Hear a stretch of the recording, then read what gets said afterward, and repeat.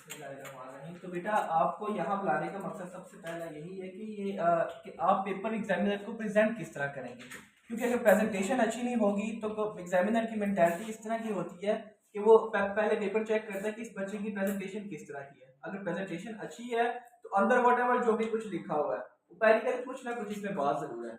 ये तो खूबसूरत पेपर है, प्रेजेंटेशन अच्छी है और कुछ तरीके हैं जो मैं आपको बताऊंगा जिसमें आपकी कुछ मिस्टेक्स होती रही हैं आगे। तो फर्स्ट ऑफ ऑल देखें ये सब्जेक्टिव टाइप पेपर है।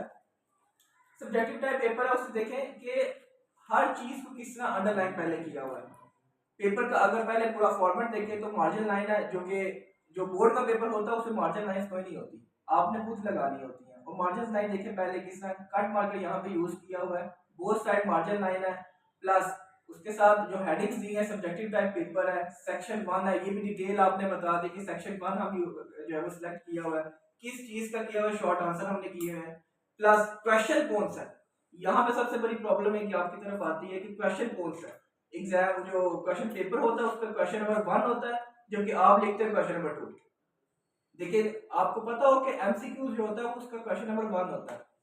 जब हमारा पार्ट 2 शुरू होता है, सब्जेक्टिव वाइज शुरू होता है, तो उसमें क्वेश्चन नंबर 2 लिखा होता है सबसे पहले। लेकिन प्रॉब्लम यहाँ पे ये आती है आपकी कि पहले आप यहाँ से स्टार्ट कर देते हैं, जैसे आपको लगता है कि सीक्वेंस यहाँ से स्टार्ट है कि क्वेश्चन नंबर 1 यहाँ से स्टार्ट होना है, लेकिन यहाँ पे आपने क्वेश्चन नंबर 2 की हेडिंग दी प्लस उसके बाद कौन सा क्वेश्चन है, देखिए आपने 1 लिखा है इसके ऊपर, क्लियर।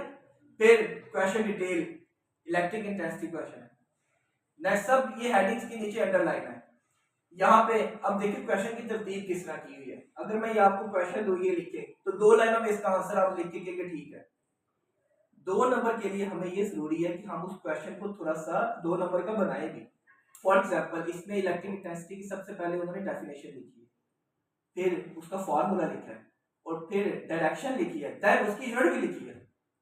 तो ये बन गया ना 2 नंबर का। एग्जामिनर के पास आएगा वो कहेगा इस 2 नंबर के क्वेश्चन में इसके 2 में से 2 नंबर है, 1.5 नहीं मिलता इसको या 1 नहीं मिलता, क्लियर है। अच्छा यहाँ पे एक और चीज मैं आपको बताऊं कि देखिए कि जो पार्ट है ना मेन पार्ट डेफिनेशन के अंदर से वो बोल्ड है। फॉर एग्जांपल यहाँ पे एक चीज थी जो हाईलाइट करने वाली थी, उसे बोल्ड कर दी। देन यहाँ पे यूनिट देखें, यूनिट किस तरह बोल्ड की हुई है, क्लियर। ये प्रेजेंटेशन है, आपने इसी तरह पेपर करना है। नेक्स्ट वन एक और चीज है इससे मैं आपको बताना चाहता हूँ, अक्सर क्लास में बताता हूँ कि जो आपके जो पेपर है, फॉर एग्जांपल ये पूरा पेपर फॉर्मेट दिया हुआ है उसका सारा, और इसमें क्या लेंगे हर लाइन जो है ना हर क्वेश्चन के बाद एक, हर डेफिनेशन के बाद, हर फॉर्मूले के बाद, इवन के डायरेक्शन यूनिट के बाद एक लाइन छोड़ी हुई है उसमें। इतना कंजस्टेड नहीं लिखना आपने, अगर कंजस्टेड लिखेंगे इससे भी ये होगा कि आपका जो डेफिनेशन का वेटेज है वो कम हो जाएगा। अब कितनी खूबसूरती से उसने ये 3 लाइनों में डेफिनेशन लिखी है, और डेफिनेशन 3 लाइनों की है, लेकिन उसे बनाई कैसे 2 लाइन 2 नंबर की डेफिनेशन है, क्लियर। तो बॉयज में स्पेशली मैं आपको ये बताऊंगा, बॉयज और गर्ल्स आप भी, कि आपकी प्रॉब्लम सबसे ज्यादा ये होती है कि आप जो है इस क्वेश्चन को पता ही नहीं होता कि क्वेश्चन नंबर क्या है।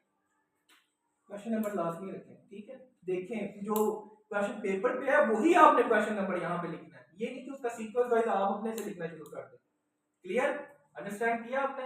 यहाँ पे मैं एक और फॉर्मेट निकालता हूँ, ये देखें किस तरतीब से सब्जेक्टिव टाइप, हर अंडरलाइन हुआ उसके नीचे डबल, और उसके पास पार्ट 1 है, ये क्वेश्चन नंबर 1 है, फिजिकल क्वांटिटीज है, क्लियर। फिजिकल क्वांटिटीज क्या करते हैं, देखिए ये पार्ट उसने बोल्ड किया, पहले फिजिकल क्वांटिटीज लिखी है उसने डेफिनेशन, उसके बाद उसने नीचे उसे बुलेट पॉइंट्स पे आगे और उसके टाइप्स लिखी है, क्लियर हुई चीज है। हाँ जी।